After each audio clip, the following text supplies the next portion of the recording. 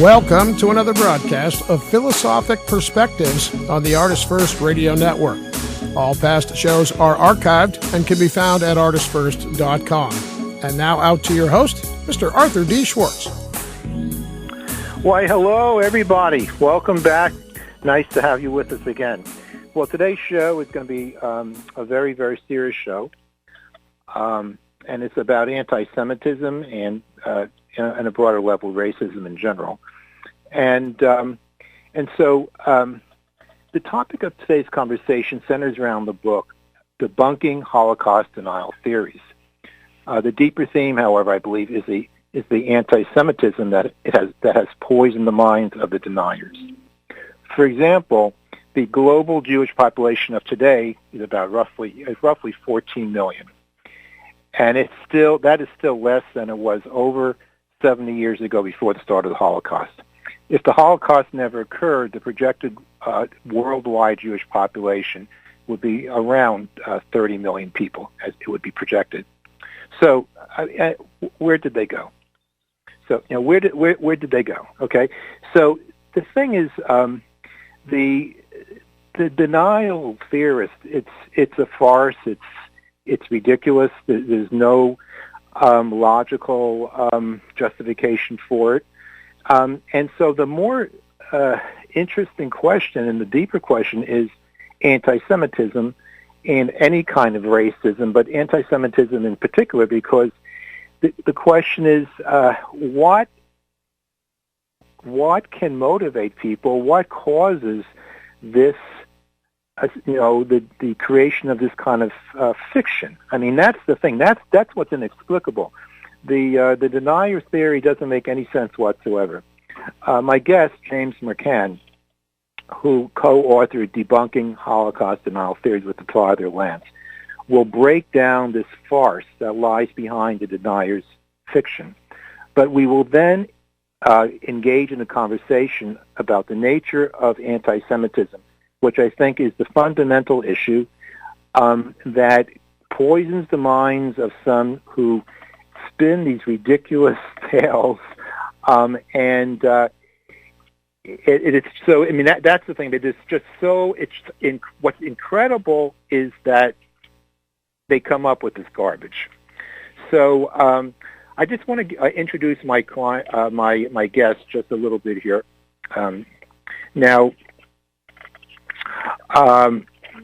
James McCann is a New Zealand-born. He resides in Sydney, Australia. And in addition to debunking Holocaust denial theories, which we'll be discussing today, James and his father Lance have co-authored many books, including the 3-volume The Orphan Trilogy and its nonfiction adaptation, The Orphan Conspiracies, and the controversial nonfiction Underground Knowledge series. They have also published the historical adventure series, The World Duology, and quite recently the novel Into the Americas. James also has a very active film career, and his feature films have screened at cinemas in New Zealand, India, Australia, Italy, and Cannes.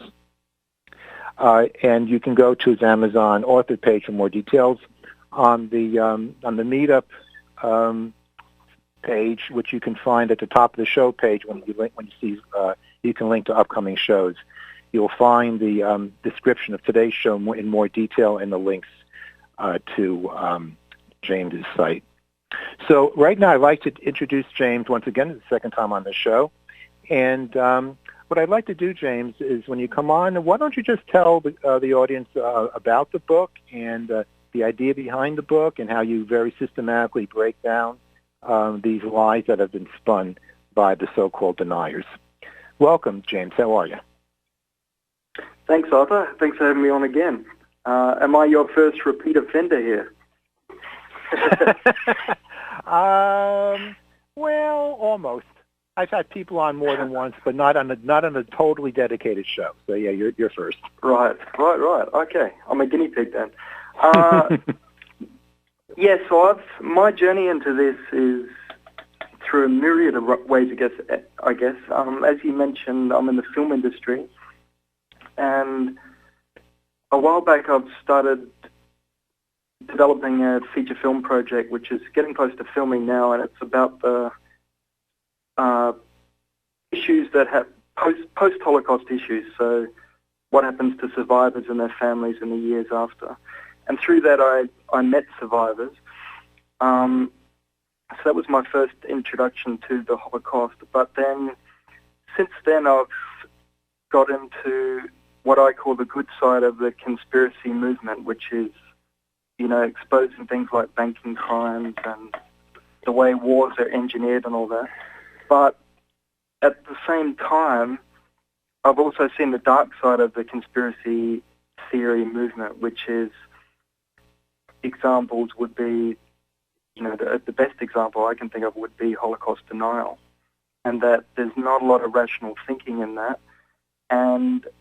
But I also have sympathy for people who are aware of certain conspiracies that are real, such as banking and how it affects world economies and so on, and they get trapped into then believing spin-off ideas like Zionists are controlling the world, and it gets quite convoluted. And I do believe that the people at the top who are promoting these Holocaust denial theories are quite clever in the way they put it all together, and they're targeting young, impressionable minds, the uneducated. But what I've discovered is that, contrary to what many people would think, it's actually the amount of people that are skeptical over the Holocaust is, studies have shown, are at least a third of the world, about 33%, 32%, somewhere around there.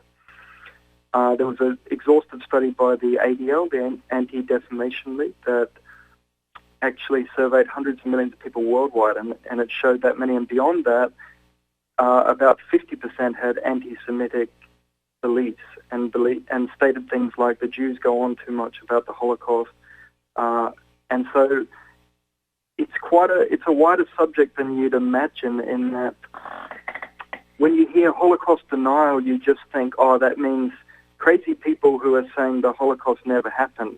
Well, that can't be that many, you would assume. But actually it includes people who are attacking the history from various angles. So some people might say it never happened at all. Some people might say, well, it happened, but only 1 million. That's a common one, and the famous one would be the British historian David Irving, who became a denier, and he regularly says, only 50,000 or 100,000 people died in there. Then you would get people saying that, yes, it happened, but it was just, there was no gas chambers. So 6 million people died, but it was simply people put into concentration camps and casualties of wars, and it wasn't an orchestrated genocide, which is still denying the truth, the entire truth of the matter. So because of all this, and I found after writing about the Holocaust in other books, I've been contacted a lot by deniers, people in the conspiracy theory movement, but are trying to. They're either confused or they're adamant that it's being exaggerated for various purposes. So this book that I've written with my father, who's a journalist, is basically the result of us just snapping and finally saying enough's enough, and breaking it down systematically. That the evidence is it's the most scientifically and historically proven event of the 20th century, I believe. Right. That was in your book. It's very interesting how you talk about they start getting all hung up on, well, how they couldn't have gassed 6 million people. And I mean, you rightly point out what a ridiculous argument. It wasn't, it's 6 million. They're not all gassed. And that's correct. They died by the old-fashioned way, by mass shootings. They gassed. They just died because of starvation and the atrocious conditions of illness, the atrocious conditions that they were living under. And I've more than once read how they would feed them, like a pittance a week. I mean, you get once a day a little bit of some kind of a soup with like one pea in it or something like that. I read that again. I'm not sure if it was in your book or another book, and I had read that before in the famous book by who's that, the psychologist. I'm forgetting his name. Man's. Are you know I'm referring to? I probably have them on my shelf right now. I can't find it. The name's actually escaped me. I know it's not Viktor Frankl, or is it? Yeah, Viktor Frankl. Thank you. What was his book? Okay. Yeah, the Answer for Meaning or something, or. Yeah, that's the one. Yeah. Yeah, and the book was divided in two halves. The first half was his story of how he survived the survival in the concentration camp. And the second half was he kind of spun, because he was a psychiatrist, and he spun his theory, his existential theory of existential therapy. But during the story of his I think it was Treblinka, if I'm not mistaken, and he talked about how they would give them like a little bowl of soup with one pea in it or something, and I just read the other day the same story, and they were living under such atrocious conditions, and so sure, a lot of them just died, through illness and through starvation, and some of them were just shot. It wasn't all gas, and the fact that they have to make that like an argument, what you can see how they're jumping hoops, trying to figure out ways how they can. And we're looking for. Yeah. I mean, it's an inconsequential argument. It doesn't matter. I mean, actually, I guess dying in a gas chamber might be better than starvation, right? So maybe it's a nasty thing to say, but I mean, if I had to go, I think the gas would probably be quicker. So I mean, the whole thing it's just ridiculous. I do appreciate. Totally. I do appreciate. You sent me an email, I think yesterday, and referring to this U.S. Christian pastor Steven Anderson. Oh boy, that's correct. Yeah, I watched that film. Oh boy, he's a piece of work.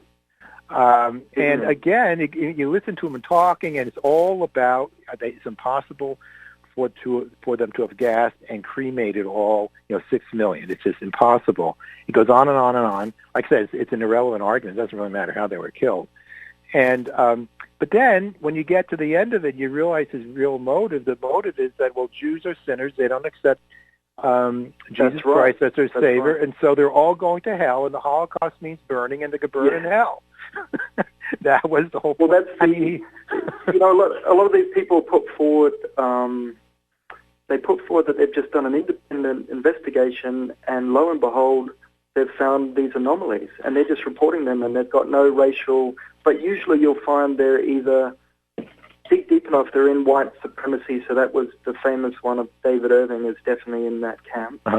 Right. And or you'll find they're in the religious sector, so fundamentalist Christianity or extremist versions of Islam. Or you'll find, and I believe this is the big camp that's being underrated, is you'll find confused, gullible conspiracy theorists who are getting caught up in all sorts of convoluted theories that somehow mingle or cross over into the Holocaust. And they're not doing they're not just taking a step back and just looking, what is the evidence here? Right. Yeah. I think I don't want to jump in that too soon, but I mean that.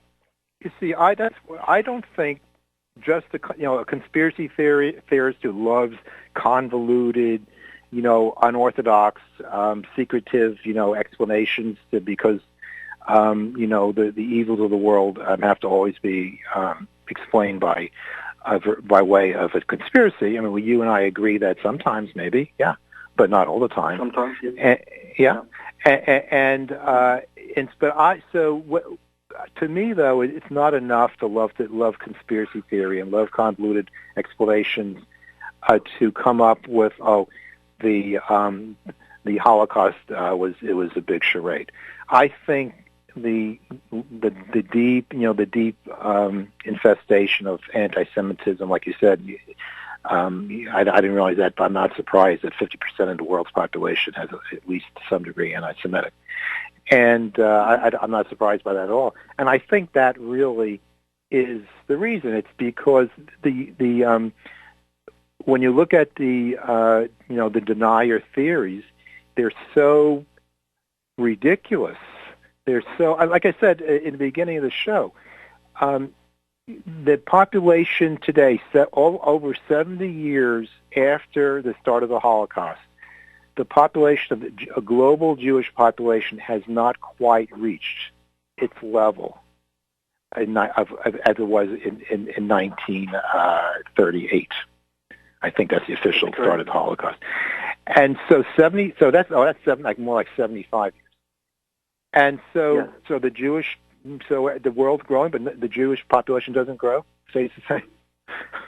Well, that's the best. I think that's the best starting point to address this. Is every other, even minorities that populate slowly, they're all increasing over time all over the world, unless there's been a massive catastrophe or there's been a genocide. Yeah. So. Yeah, what happened to all those people? Exactly. Well, once again, they've got an answer for everything because they will not stop. See, I believe that the people right at the top who are promoting these theories, I believe some of them are aware that the Holocaust happened exactly as is, as written, but that they're aware they've got a big following and they're pushing an agenda here, which is pretty ugly. And so they come up with theories like, well, the Jewish population wasn't properly counted in Eastern Europe before World War II. It was just estimates. That's how they are. So there's always, you'll never get to the bottom of it. But I think I'm not so concerned with, I think people like Pastor Steven Anderson, people like, your rogue historians who are white supremacists like David Irving, and your religious fundamentalists and that, I think those people will always be around, but my concern is that for every one of them, there's 100 or 1,000 people that are just confused, and that the first thing, I had a 13-year-old girl from Jamaica saying her uncle had told her about this, and she believed the Holocaust was a fairy tale, and she's read the book now, and she wrote to me and said, thank you, I understand. Now, there's a lot of people like that who are just not old enough to get a clear picture yet. Right. So my concern is getting the truth out there for them. Now, the truth has been out there for decades with the amount of survivor testimonies, Nazi senior SS officials who spoke during the Nuremberg trials about it, and all their testimonials match. You're talking millions of people across Europe who actually verified this event, but nobody's really addressed a book that specifically addresses Holocaust deniers. So that's the purpose of this book.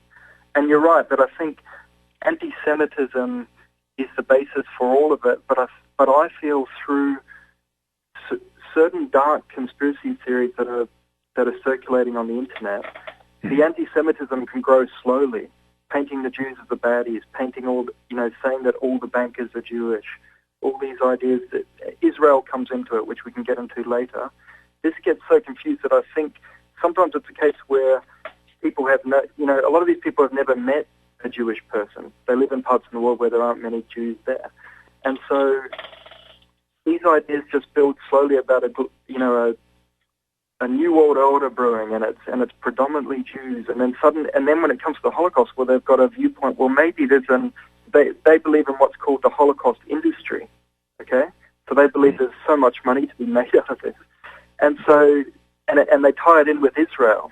Israel was created off the foundations of it. That's what they believe. So I do feel that the dark side of the conspiracy theory movement is there's a new wave of anti-Semitism brewing over this. Mm-hmm. Oh yeah, definitely. Yeah. So what's your opinion on how the new anti-Semitism? I think it's tied in with misunderstandings a lot over Israel and Zionism, and I think it's tied in with, unfortunately, there are real conspiracy theories about, the bankers are some of the biggest culprits for the economic situation we're in, and a lot of the elite banking dynasties are Jewish people, but there's a reason for that, is that if you go back in history, there were two professions predominantly that the Jews were allowed, only two that they were allowed to do. One was pig slaughtering, and the other was money lending, which so they mastered banking. So there's a reason for that, but people are just putting two and two together. Oh, a lot of the elite bankers are Jewish. A lot of our problems with banking, a lot of problems in the world are because of banking. And so, hello, all these people are Jewish. What's going on here? And so that all spirals out of control to these beliefs that, there's a rising anger that's misplaced towards Jewish people. Right. Well, even in banking, in America, for example, I don't think most bankers are Jewish. No, I mean the elite bankers, so the ones who... So the Rothschilds, and who else now? Who else would be there? Yeah. The Rothschilds? I think they're called the Oppenheimers, Goldman in London, a lot of those big ones to do with if you go through even the Federal Reserve, the shareholders there, a lot of them, but particularly the European banks, central banks. Mm-hmm. Right. Well, and that's true today as well? Yes. Okay. Yeah. And the Rothschilds, are everywhere. But the other misunderstanding, I think, is who's to say the clan like the Rothschilds are representing Judaism or the Jewish people? You know what I mean? Like, why is it no one's singling out 95% of, I don't know, the World Bank are white people, or the certain industry? Why is no one saying, well, that's a white agenda, or that's a these are agendas to further Christianity? They just single out Jews. Right. True. Well, I'm not really too astute at that. I know you read a book, so I can't really comment on it, honestly. I know of non-Jewish bankers like the Rockefellers, for example, and but I just I tell you what, educate me. So, what do they claim that the Jewish bankers are doing? What is the specific accusation?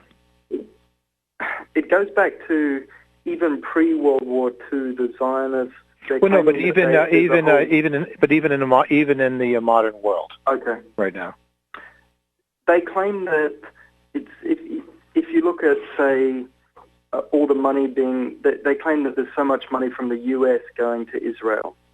They claim that the big money people are there's a Jewish agenda, and some of that would tie in with, say, the what was it called, the protocols?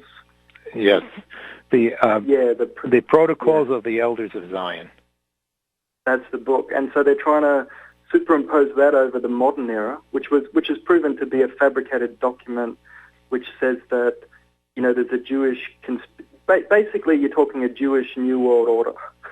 That document was proven that was actually a hoax that was created by a Russian spy, and it was designed to it was designed actually to divert the Russia. Originally, because the Russian actually a diplomat in Paris, who I have his name someplace. I don't have it before me, but right.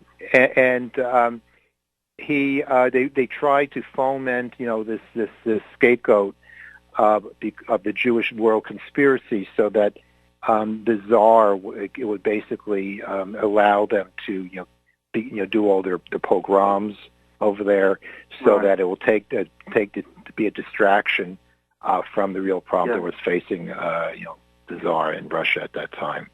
And so, that's actually a proven fact. But the thing is, even though it's proven, even though they even named the hoax, it's still being used. It's being used in the Arab world in part of their anti-Israel propaganda. And it's a very popular book. Henry, as you mentioned, Henry Ford was promoting it until he finally realized he was in error, but he did a lot of damage. And so the question is, why take Henry Ford, okay? One of the most powerful businessmen of his time, no doubt. And so why would he be sucked into that? A guy like Henry Ford. What is the basis of that? Because I mean, you have to look at that, I think, as emblematic or as typical of what drives these anti-Semitic, false conspiracies. I mean, that's where it's coming from. So what possessed Charles Lindbergh, the America First, by the way, if we get to the Donald Trump situation, because he's right now in our own day, using all these stereotypes in a very insidious way. And the name of his slogan for his international agenda is America First, which was a very dangerous movement, a pro-Nazi movement in America before the war started. And most associated with that is Charles Lindbergh. So I think you covered that. Or did you cover that in your book? I'm not sure. Yeah, in passing, Lindbergh. Yeah. Yeah, and so the thing is, the question is: here you have Charles Lindbergh, you have Henry Ford, you've got many others, which I'm really not a student of this. And yet, they're rich, right? They're very much part of the establishment. No one more part of the establishment than Henry Ford, right? At the time, and so yet he's a raving anti-Semite. Correct. And so where's that? So is he angry at the bankers? Not just the bankers, but I think this ties in with another thing we cover in the book, which is the disproportionate success and achievement and influence of Jews. So for a tiny minority, this is not just recently, but throughout history. In any country Jewish people are in, they are disproportionately represented, and I believe this is off their own. This needs to be covered because it's an awkward subject, and because my father and I are non-Jewish, we've touched it. We find many Jewish people don't want to talk about it because it's almost like they're inadvertently promoting Jewish superiority myths, okay?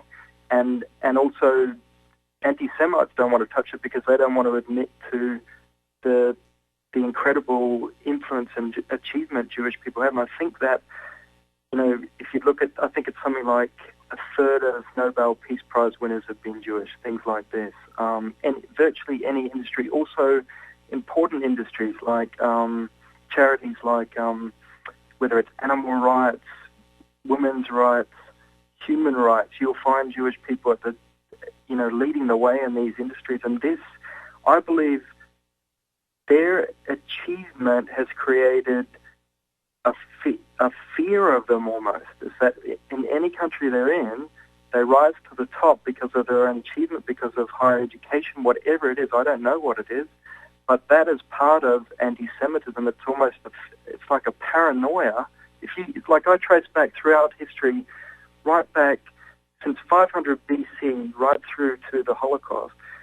There were genocides all the way through, from the Romans, from the Catholic Church, turning a blind eye to genocides that were brewing against Jews, or sanctioning them. And all these, it's just phenomenal that just such a tiny, isolated minority have attracted so much attention, so much hatred, so much fear. And I believe it's almost beyond racism. I don't know. I don't have a word for it. But one thing I do know is that the Holocaust was always going to happen. That's the level of hatred.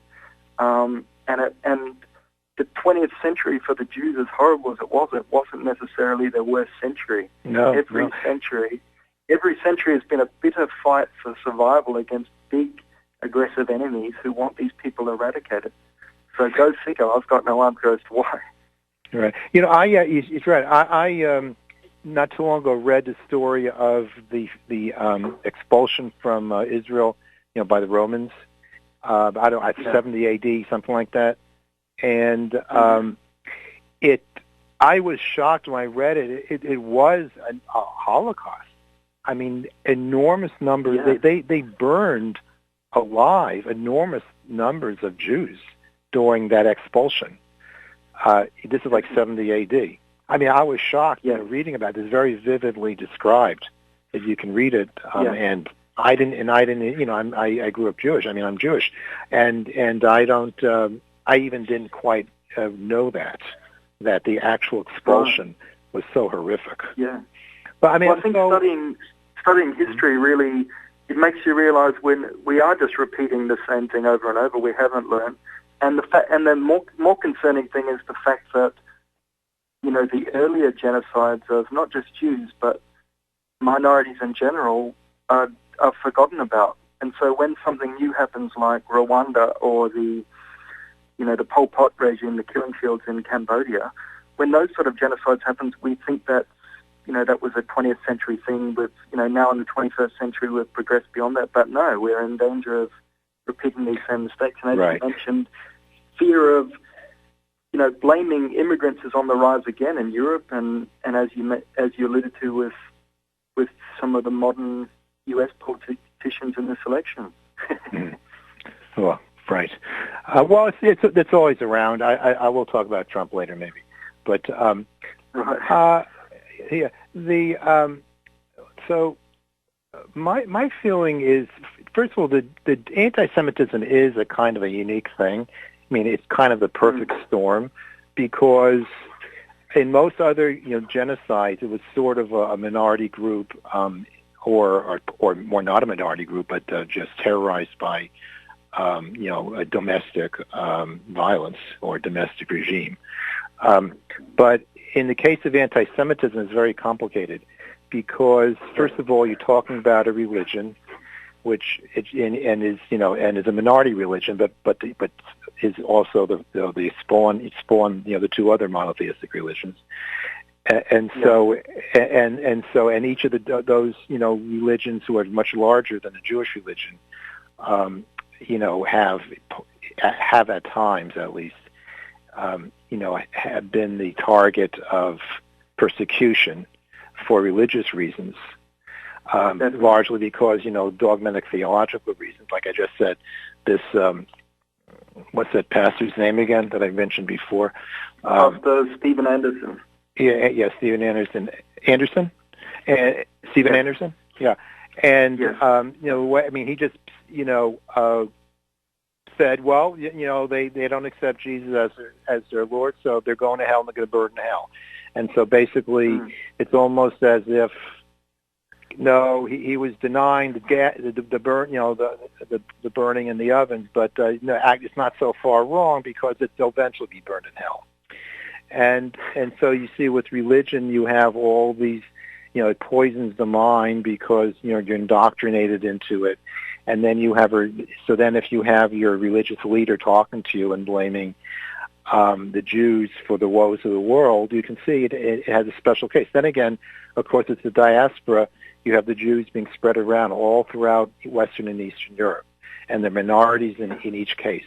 I mean, if you've ever, I mean, I'm sure you've probably seen, you know, Shakespeare's the Merchant of Venice, and you know, that talks about the money lending that you referred to before, and it's just you can see that it's a minority that in different cultures, because of the religion, and yet each individually, because the cultures have their own thing going on, and so it becomes very, very interwoven in the thinking of people. So it's more than just a regime, you know, wiping out, you know, a segment or a large segment of the population, for example, like in Cambodia.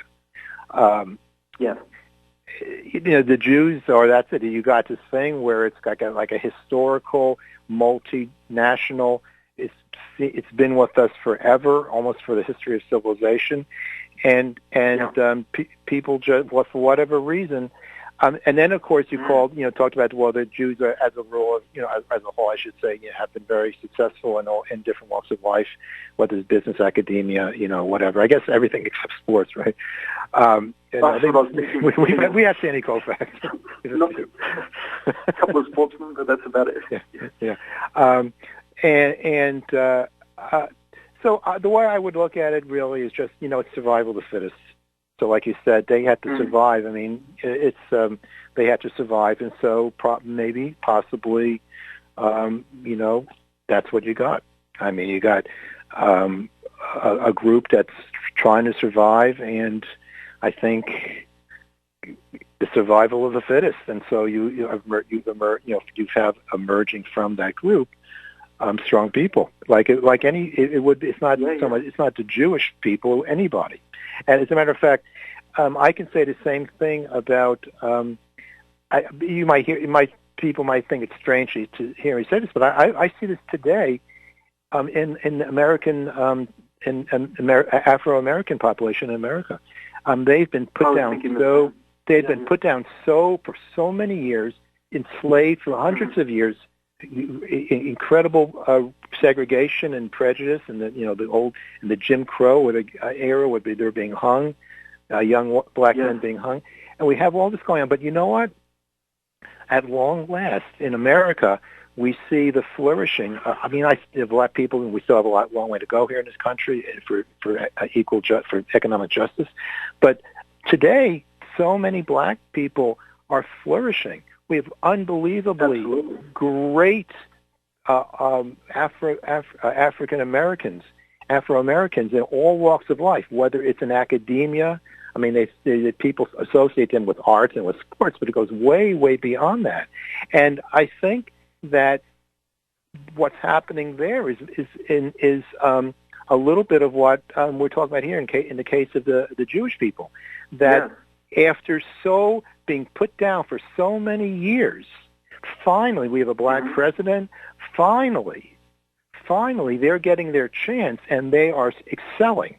And again, that's not to minimize the struggling that's still going on in the African American population in this country, but many people, many black folks are really thriving and doing incredible work and are going to the top. I mean, I look at that, and there's so many leaders, so many people in the entertainment world. They are just magnificent individuals, and I think that you can see that at work there as well. I think comparing it, Arthur, to the African American community, so the Jewish experience to the African American experience, is a very apt one, because also you're dealing with, I've seen the post-survivor issues with Holocaust families, and there's, the cycle of destruction kind of continues a bit. It's messy. They need counseling. It's difficult on the children, and I think that what the African American communities have dealt with.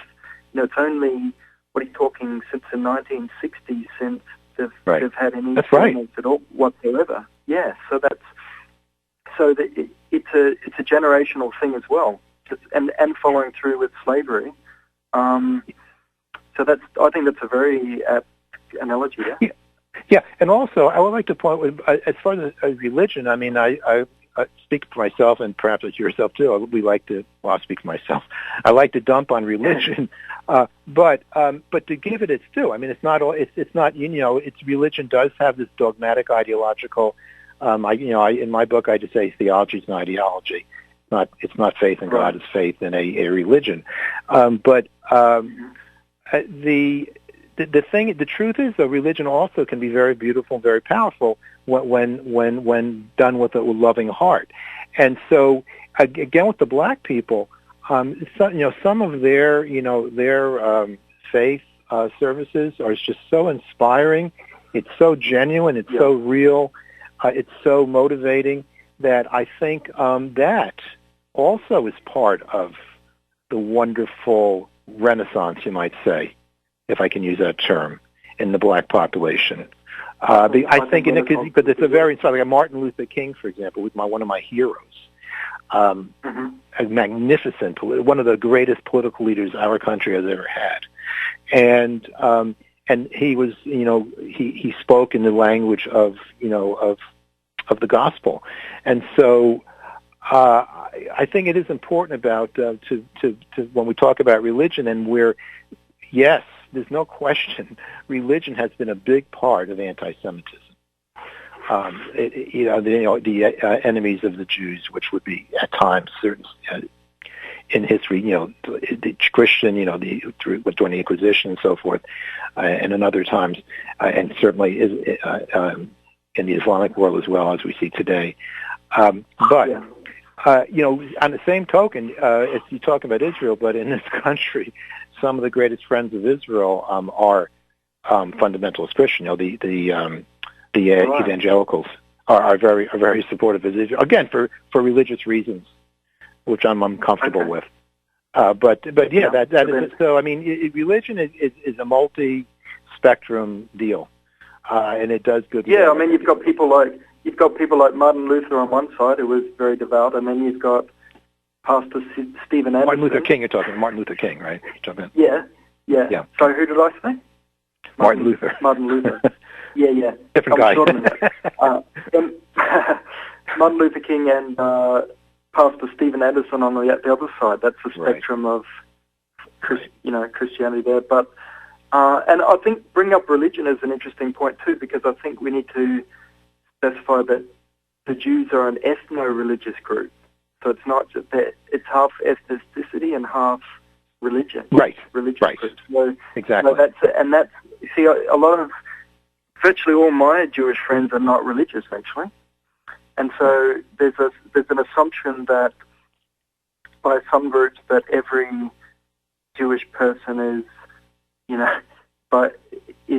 is out to undermine Jesus or these sort of this type of thinking, and I think there's a lot of and the other thing I've found with Jewish people I've spoken to is they're expected to explain Israel straight off the bat as if they are a country.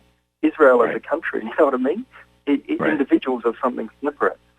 So it's as you pointed out, it's really layered, and I think in the Gentile populations, most people wouldn't. If you ask them to explain these, what are Jewish people even, I think most people would be struggling. Right. I'm going to throw this, which just came to my mind, but I'm just going to throw this in there. So in the I got this big buzzer in my office.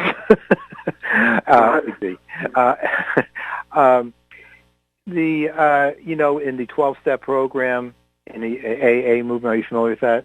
Alcoholics Anonymous. I don't know. That's okay. And I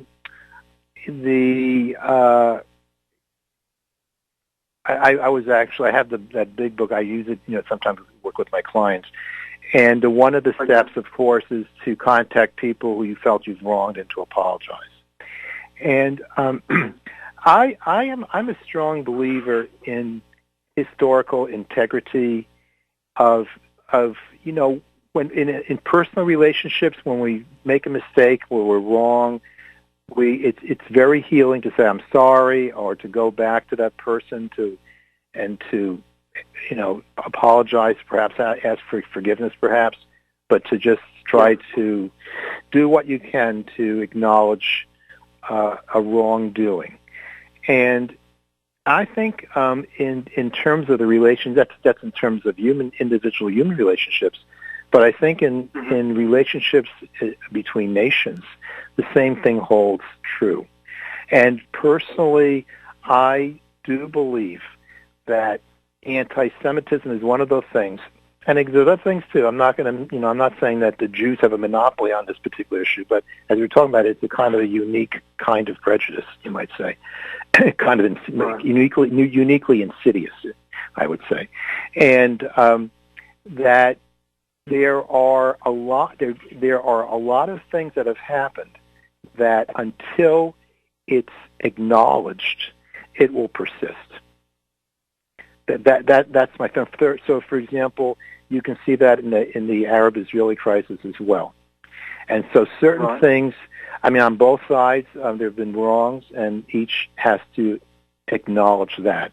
But you know what? In the case of Israel in particular, one of the things I think you were alluding to, and you didn't go all the way. I'll go there for you. That there is a large, in addition to just having a conflict, there is a large anti-Semitic element in the Arab-Israeli conflict. It's not just a conflict between Israel and its Arab neighbors. it would be less. It would be much less insidious. There is a lot of anti-Semitism, and until that becomes resolved, I actually don't think it would ever be resolved.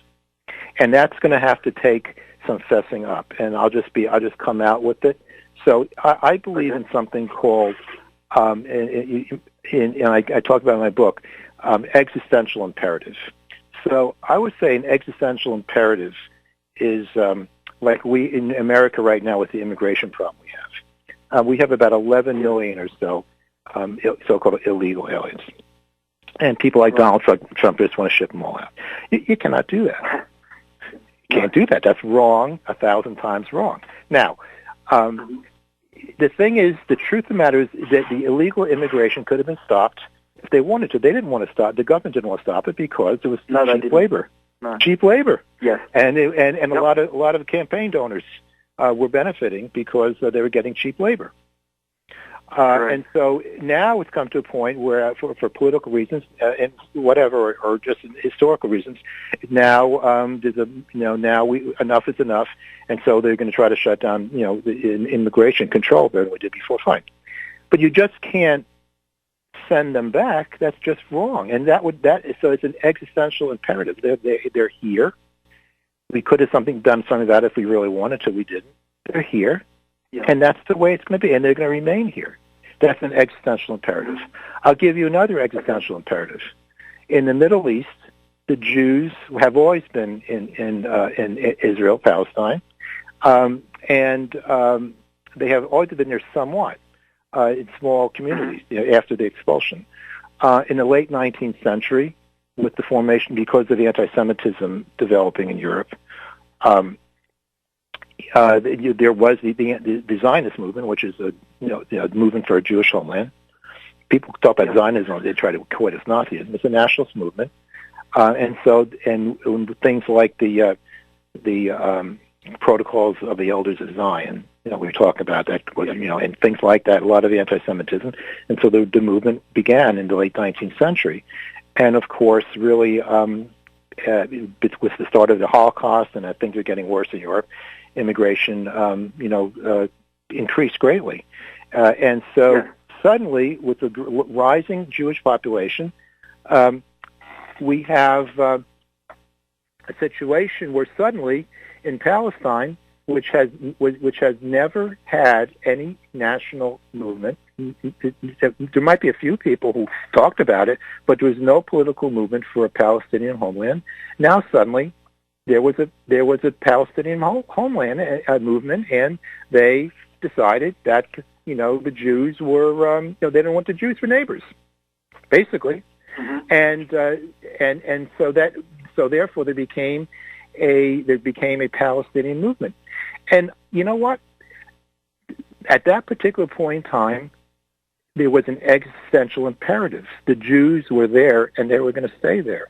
And they have a historical past, and it reached a certain point in time where that's what's going to happen. But here's the thing about it. Here's where I want to get to.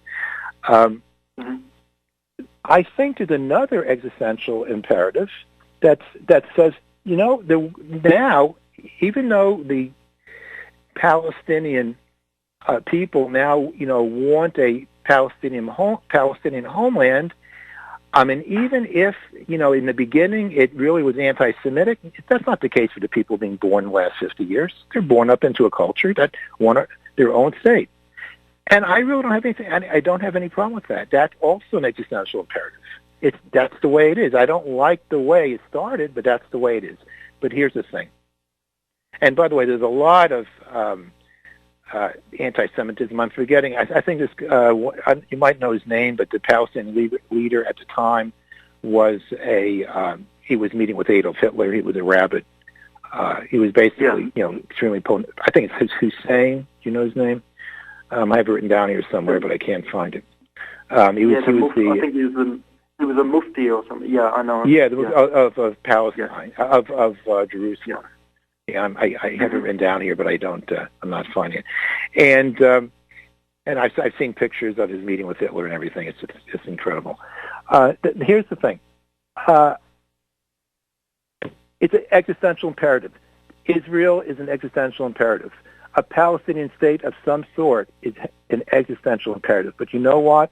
Until the Palestinians and the Palestinian movement acknowledges how it all started, that it took the Jews to awaken them, to awaken their nationalism. Until they acknowledge that, I don't think there'll ever be peace. Because if there is peace before that happens, that you're basically sleeping with the enemy. And so you have to cleanse. That's a cleansing, I would say. Right. Okay.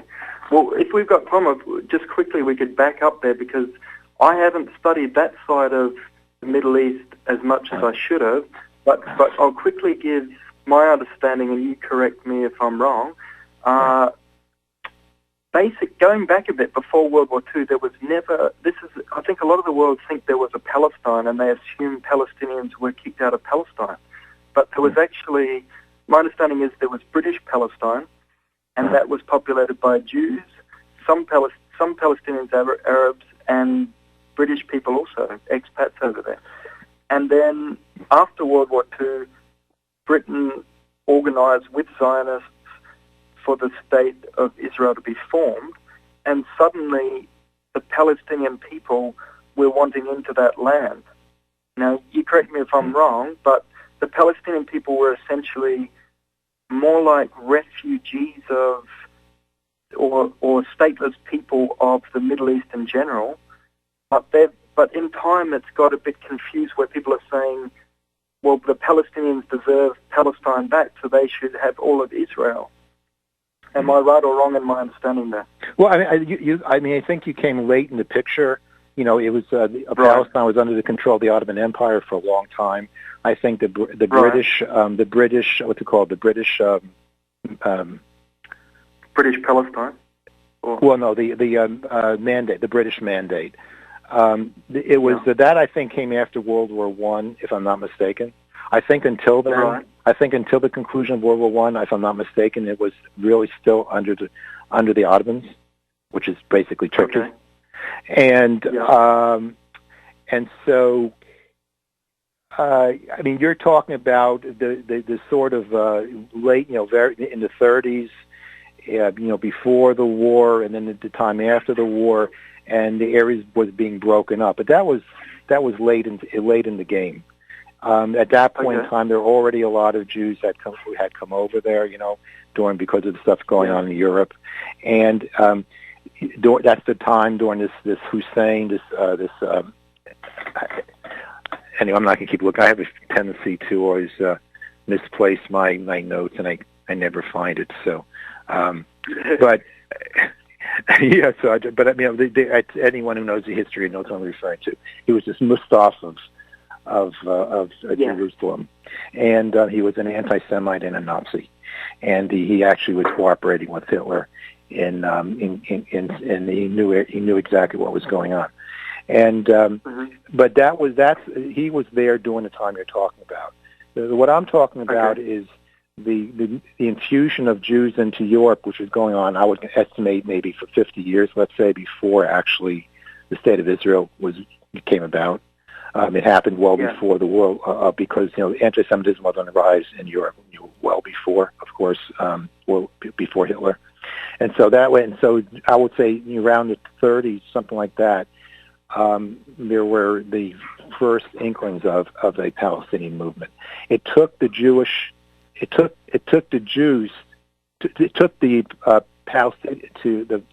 residents of Palestine at that time, to become aware of the fact that Jews were moving in, that they became wanting their own. They wanted now to have their own nation. I'm not just saying it very elegantly, but it was a reaction to the Jewish immigration. That's how it happened. There was no go through. I went into it. Just very, very, very almost nothing about Palestinian statehood up until very, very late in the game, after the Jews were making their presence known. And then suddenly there became a desire for Palestinian nationhood.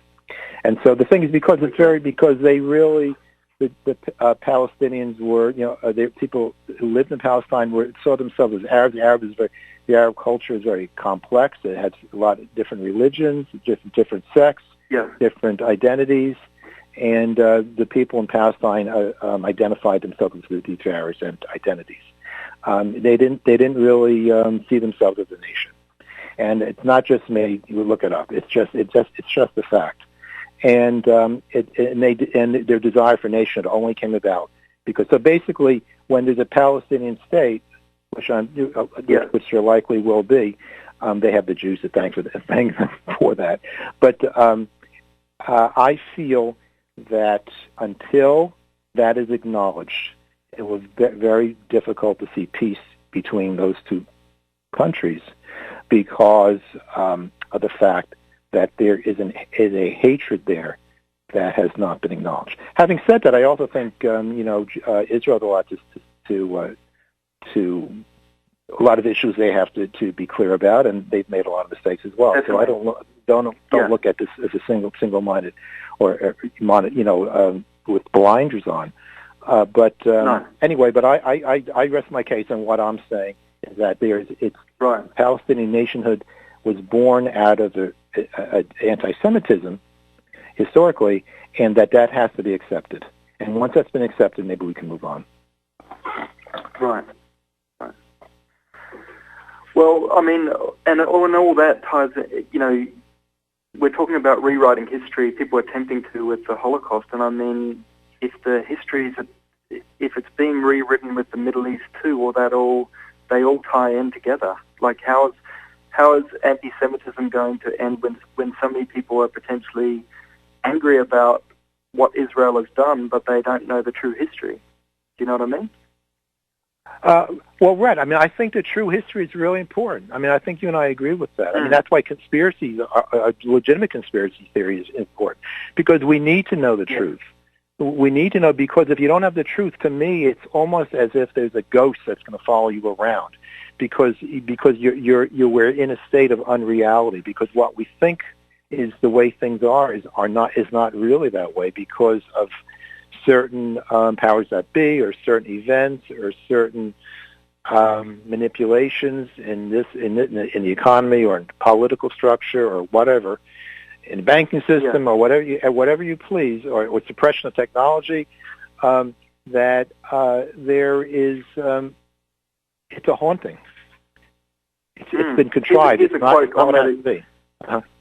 Here's a quote on that this general subject, actually. Mm-hmm. U.S. Senator Daniel Patrick Moynihan. Right. You are entitled to your own opinion, but you are not entitled to your own facts. So you can have your opinion, but when the facts are given, everyone has to listen, and we're all wrong at times. We get hell bent on certain things, but at the end of the day, when everything's delivered, and when it comes to the Holocaust, this has gone before. It's actually gone before a court of law, where they've proven that scientifically the Holocaust happened. They've got all the evidence. That's the fact. You can't argue with that. And what you're alluding to with the Middle East there, I mean, it's up to the historians to bring that all to the fore and to show. I think many people assume that there was just a Palestine, a little bit like the analogy I'd give is there was a Tibet, right? In the 1940s, then China took over that, and the Tibetans no longer have a homeland. But it's not like that with Palestine, is it? Right. Mm. That quote that I like, that quote you used with this Daniel Patrick Moynihan. In case people don't know, he's I think a former Harvard professor, but he was a U.S. senator for a long time. I think he was a professor of history. I'm not sure, or I think it's history. But I'm fond of the quote by George Orwell, which is very different, but it points to the same thing. And I hope I get this right. He who controls the past controls the future, but he who controls the present controls the past. And so that's what conspiracy does, because by controlling the present, and let's say in terms of a conspiratorial frame, you actually are controlling the past, because you're actually you're controlling the past because their past is not what it actually appears to be. I agree. Like if you're in charge of them, if you're controlling the media and so on, well, you can decide what gets reported on. We see that with Fox News, where they decide what goes out and what doesn't. So. Exactly. I'm just going to give a shout out for a second to Scott. Scott, do we have any more time? Certainly, as much as you like. Yep, as much as you like. Okay. Okay. We don't want to hog the whole time. We'll go another you're 5 fine. minutes. You're fine. Okay. Thank you, Scott. It's good having Scott around. Are you there, James? Yeah. Still here. Yeah. It's good to having a producer like Scott. Well, yeah. So we've covered a lot of territory, but I want you to, and I think I've perhaps taken a little bit too much myself. I want you to steer the ship here a little bit and address some more issues as you see it at this point. Okay. Well, if I bring it back to the Holocaust, but keeping in mind it relates to, the Holocaust history relates to all genocides and all injustices, really. So my concern is that Holocaust survivors are soon to all die out. Like the youngest right now is about 72, and that would have been a baby born in the camp. So most of them are 80s, 90s. Mm-hmm. And this movement, if you like, of questioning the verified history is getting more and more popular. And that, I believe, a lot of that's to do with the internet generation, where people don't check facts and so on. And so, going back to what you're saying about truth, we need to have a culture of respecting truth and being truth seekers. And when those facts come, it's okay. It's okay. I consider a lot of theories, all sorts of things, but at the end of the day, you have to look at what is the actual, what evidence have I got in front of me. Where does it end? And also I would say to deniers that question, if you're someone listening to this who has considered denial theories, will question whether the people giving you that information might have an agenda, which they don't immediately reveal. Right. And that's about all, that's my main message with this thing. Right. Yeah, I think you're doing, I want to interject a little bit back when you're talking about the way you're talking, because of your work you've done in the world of, writing books on conspiracy theory, in both fictional and non-fictional forms, that you're really doing important work, because there is one element. Like I said, I think it's not the largest element, but it's a major. It certainly factors in. This conspiratorial mindset is biased towards buying into all kinds of cockamamie conspiracies, and that includes the deniers. And so, I think you're really, I wasn't aware, I wasn't totally impressed upon me at first, but I can really see it. I hope you continue doing it. Thank you. Here's a final quote from WikiLeaks founder Julian Assange, okay? There are conspiracies everywhere. There are also crazed conspiracy theories. It's important not to confuse these two. Okay? Yeah. Absolutely. Well, that's absolutely true. As a matter of fact, when I was thinking about, having the show with you, being this show, Philosophic Perspectives, that's the title of the show, why I think the subject of this Holocaust denial theories, the subject of your book, and your father, is the thing is, it's absolutely instructive from a philosophical standpoint to show what truth-seeking is and what it is not. What better example is there than to see something like this virus, what I call this viral spread of this particular anti-Semitism and the denier theories, and to see the destructiveness of it, the danger, the insidiousness of it, the twistedness of it, the ignorance of it, you can see how the mind gets poisoned rather than thinking things through logically. It's all either emotion or ideology, and mixed in, like I said, with a little bit of stupidity, okay? Because I think you have to put that in there, even if they're crafty in terms of their theorizing. And it shows you the distinction between that kind of thinking and thinking that really can move the human race forward. Right, but what's interesting also is these people buying into these theories mirror the whole environment in the 1930s when Hitler rose to power. It's the same type of thinking. Like, what would allow you to turn a blind eye to Jews being shipped out of your neighborhood? Or if that had been ordinary white Germans, people would have gone, no, hang on. So there has to be not every German was a Nazi, but most Germans were aware of what was going on.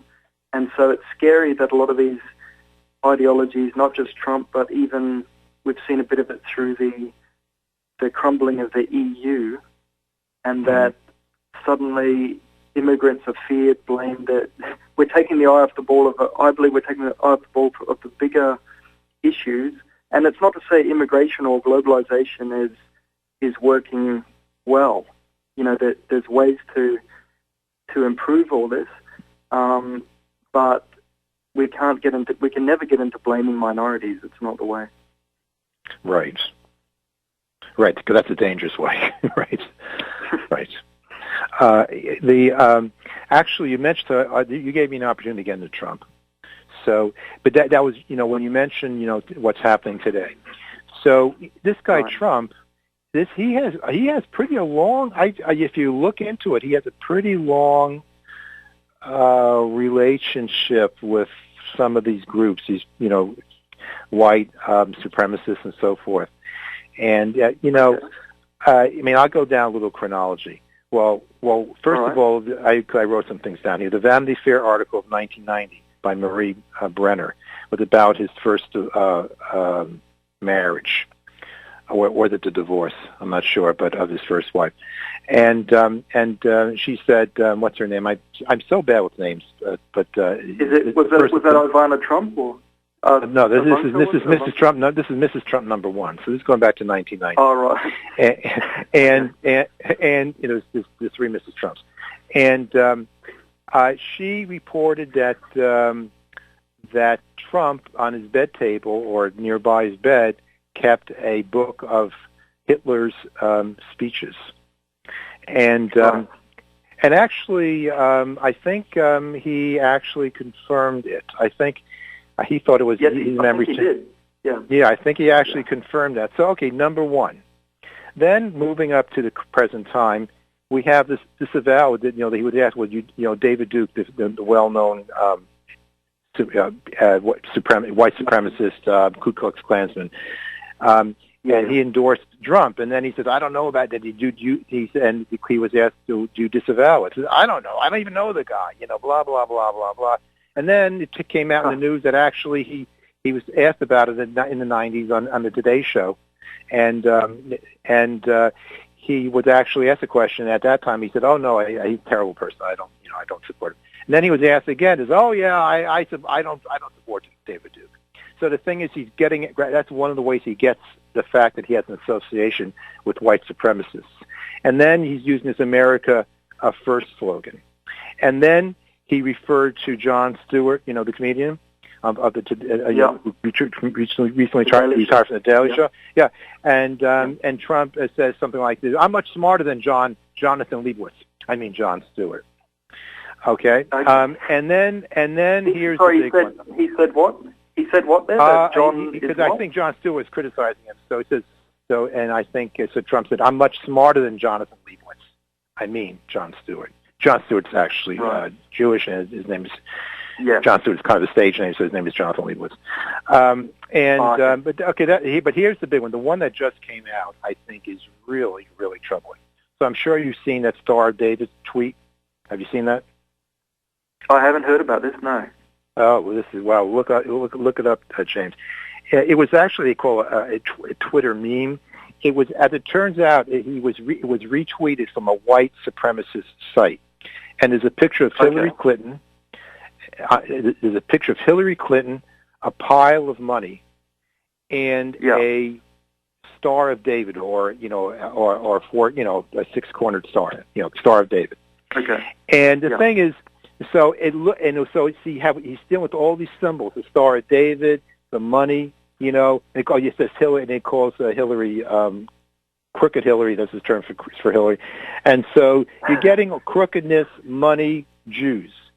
It's all using the symbols. Now, he said, that was just a sheriff's star. It could be any kind of star. Well, it's not a sheriff's star. You look up sheriff. The sheriff stars don't look like that. But here's the thing, even more that I haven't heard mentioned. But here is the thing. I'm surprised people haven't really mentioned it. The star is all red. It looks like it could be made out of cloth or something.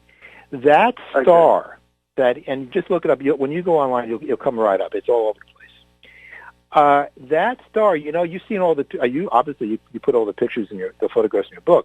You've seen these pictures of the Jews going into concentration camps, or even before they were moved out, and they were given this clothing with the Star of David sewn on it.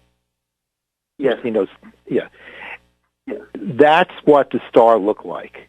Now, there's no other, that solid color Star of David, the only thing that looks like to me is the Stars of David that the Nazis were sewing on the Jews who they were either incarcerating in concentration camps, or I think they did it even before they actually moved them out, but while they were beginning to crack down on the Jews.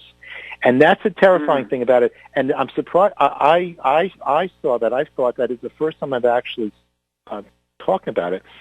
I'd like to get, when you look at it, I'd like to get your reaction to it, because that's what it looks like to me. Not just any old Star of David. The kind of Star of David that looks like a cloth star that's sewn on to the, really. And so these are all very, very terrible symbols. Now, one of the ways of dealing with anti-Semitism or racism is becoming aware of what these subtle symbols are. That's right. So at the very least, yes. So at the very least, he's not aware. At the very least, he's not aware of it. But he's still. Let's say what you're alluding to is not 100% correct. That he's not in with white supremacy. But I think you have a position to stand up strong, proudly, and say, I do not support any of these groups. I'm disgusted that they've been associated with me. But from what I'm hearing, he hasn't done that, has he? No, they're well known by going. He tweets about. I mean, there's a lot. I think there's a lot of associations he has with white supremacists. Now, the thing is this: after having said all of that, I am not actually sure that Trump is an anti-Semite. Actually, his daughter, is an Orthodox Jew. He married an Orthodox Jewish man. But that doesn't mean anything. I mean, believe me, it doesn't mean anything. I read an article by someone that Mussolini, his mistress was Jewish, and she got out of Italy right away as soon as Mussolini started passing or signing anti-Jewish laws. But but I'm not sure. I think possible that he's actually not an anti-Semite. There's certainly evidence for that as well. However, what I know he is doing at least is intentionally doing this so that he can grab a few votes, because these marginalized anti-Semites, racists, they do not vote. And so for him, he's just getting a few more votes. But that is a very dangerous game to play. Very dangerous, because what you're doing is you're bringing all these people into the mix and thinking that now we got their man. They got their man, and so now they're going to do something. Yeah. Well, I think he's just trying to make sure he captures as many groups as possible, and it might be you talk about anti-Semites and white supremacists, but the pro-white element who are not, they might be that might be enough to sway the election. It depends how close it is. Yeah, I mean, he's looking for votes, whatever, and like I said, I don't think these people generally vote. So he's saying, we got one of our own here, and he's playing it, and he's doing quite frequently. This is not just a few times. I didn't mention all the things. He's tweeting, he's retweeting all these, some people from all these white supremacist sites and all this stuff. He seems to have a kind of attraction to these websites, really. It's kind of scary. Right. And, but it's a dangerous game he's playing, because even if he's not really an anti-Semite, that by using these symbols, he's playing a very, very dangerous game that could really do a lot of harm, tremendous harm. Yeah. And I mean, also throughout Europe at the moment, one of my survivor friends, Holocaust survivor, just emailed me that there's an article from the New York Times saying there's never been more far-right, borderline fascist leaders in power as right now. So a number of countries, I forget, it might have been Austria, I forget which ones, and then there's a wave. There's a number of, in the UK, there's some leading, very anti-immigrant leaders that are coming to the fore. So if Trump gets in the US, well, that would be continuing that whole trend, really. Right. Mm. Right. That's right. I mean, and I know that periodically this goes on. I tell you, in the U.S. election, I don't remember anything like this that's brought so much of the white supremacists and neo-Nazis in. The only one that might have done this was way back in the 70s with George Wallace, the desegregationist governor of Alabama. I don't know if you know of him. And he was shot, and he didn't die, but he was paraplegic for many years after the shooting. But I think toward the end of his life, he actually kind of melded his politics. But he was, and I think he attracted a lot of those people as well. I can't remember anything like this, and I've been around for a while. So anyway, I think I'm all set, but I want to give you an opportunity to close the show out, James, and talk about your work, or say to make some more points. I'll give you the floor totally for 5 minutes if you want. Oh my God! Or one. Go ahead, but just say what's on your mind. I'd bring it back to the subject of my book with the Holocaust denial. I'd want to focus on the gas chambers, which is the big cornerstone of all Holocaust deniers' arguments. And I think a lot don't realize that the chambers that are around now, a lot of them have actually been partially or completely reconstructed. And that allows the deniers to form arguments, because they say, well, look, the right holes aren't here, the right markings aren't here. But what's interesting is, and that includes the Auschwitz chambers as well, they're mostly reconstructions. But what's interesting is there was actually an executive order, I think it was Special Action 1005, which Heinrich Himmler gave to his SS Nazis, that they had to destroy evidence before the end of... They started to realize that, hey, the Allies and the Soviets are going to beat us here, and we're going to be up for war crimes. So what they did is they gave out this order that they were destroying mass graves, but also all the gas chambers and camps. And they did this successfully in every single camp except a camp called Majdanek in Poland. And they were just about to do it there. I think it was literally hours or days before the camp was captured by the Soviets. They were just about to do it. So the Red Army came in, stopped them from being able to destroy the evidence there. And that camp there, you can clearly see what you call Prussian blue on the walls of the chamber, which is evidence of Zyklon B throughout the chamber. So that would be the camp I would direct people to if you want absolute proof that these chambers were in use. But also, they've used like ground-penetrating radar in the other camps where the original chambers don't survive. They've found mass graves below. They've found evidence of the same gas. So I would just implore people to, if you're buying into these, if you're open to these conspiracy theories on this subject, just keep reading. First of all, read everything you can from survivors before you look at the other side. That would be my advice. Right.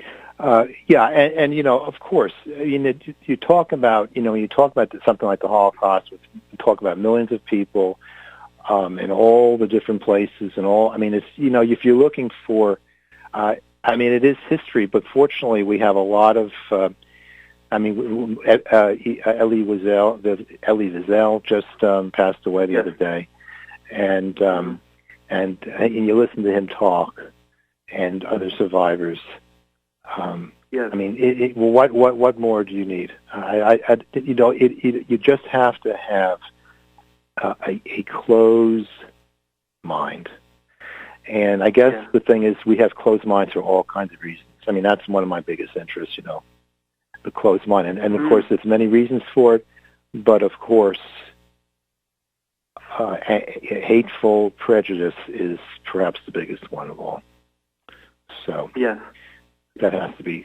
I think, the book you've written really takes an important step in that direction. I think mostly because other books have been written about it.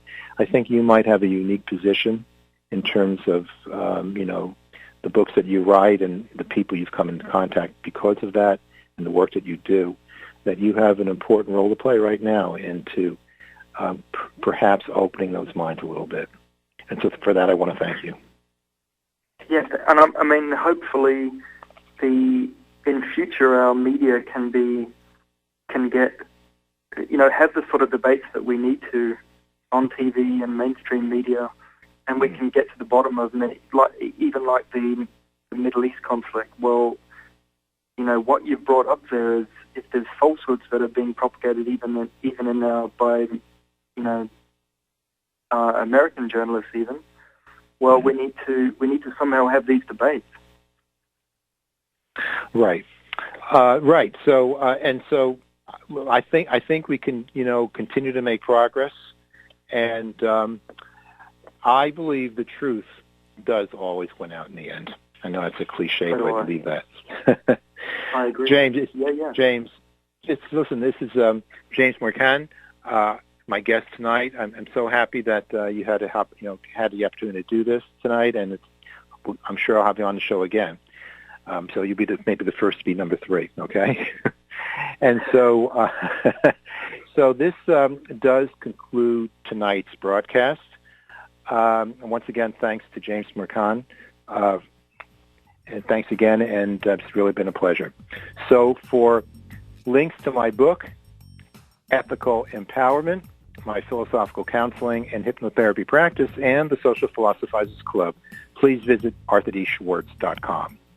And so this is Arthur D. Schwartz reminding you to live well and think deeply. Until next time, good night, everybody.